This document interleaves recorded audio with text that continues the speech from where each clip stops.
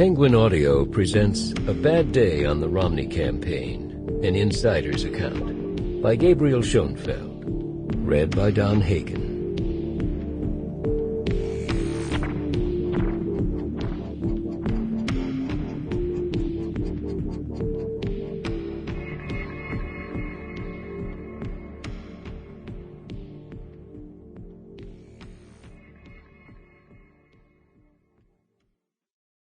Prologue.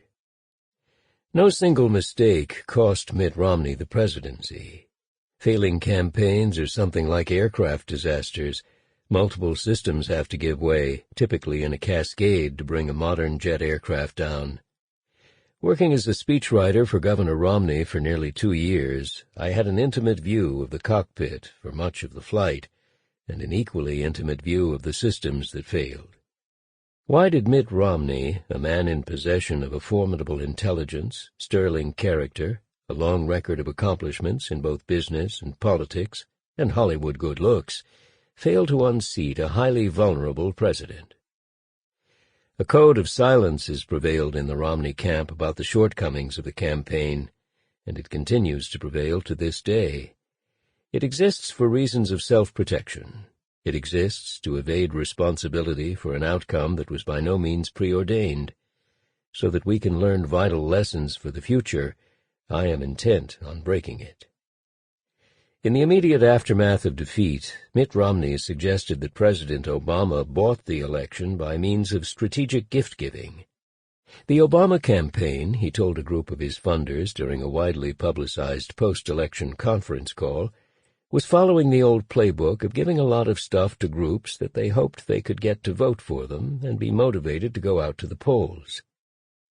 In particular, explained Romney, they targeted African Americans, Hispanics, and young people. In each case, they were very generous in what they gave to those groups. That explanation, of course, is itself an inadvertent clue to one important factor in Romney's defeat. It was an echo of his earlier notorious remarks, covertly videotaped at a fundraiser, in which he explained that 47% of the American people will vote for the president no matter what. There are 47%, he continued, who are with him, who are dependent upon government, who believe that they are victims, who believe the government has a responsibility to care for them, who believe that they are entitled to health care, to food, to housing, to you name it. My job is not to worry about those people. I'll never convince them they should take personal responsibility and care for their lives. It was these comments and the uproar they ignited that might have sounded the death knell for Romney's candidacy. Without question, the Republican candidate made some serious mistakes, but it was not pilot error alone that brought down the craft.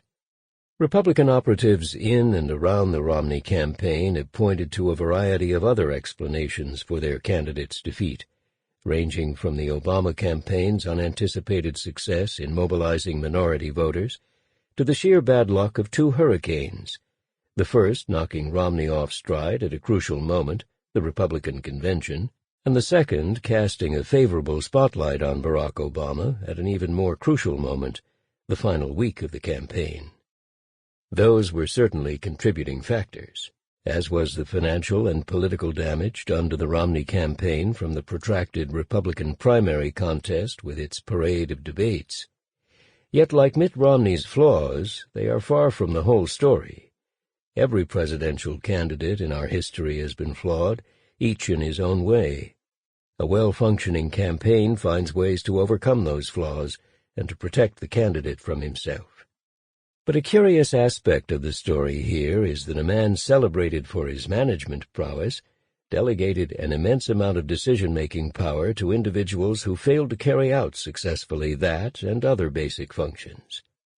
Though I continue to feel affection for Mitt Romney and his wife Ann, and though I treasure the friendships I developed with many of the talented people who worked on Romney's staff, I've decided to subordinate discretion and friendship, undoubtedly in some cases to sacrifice friendship, to provide an account of what happened that is as accurate and incisive as I can make it.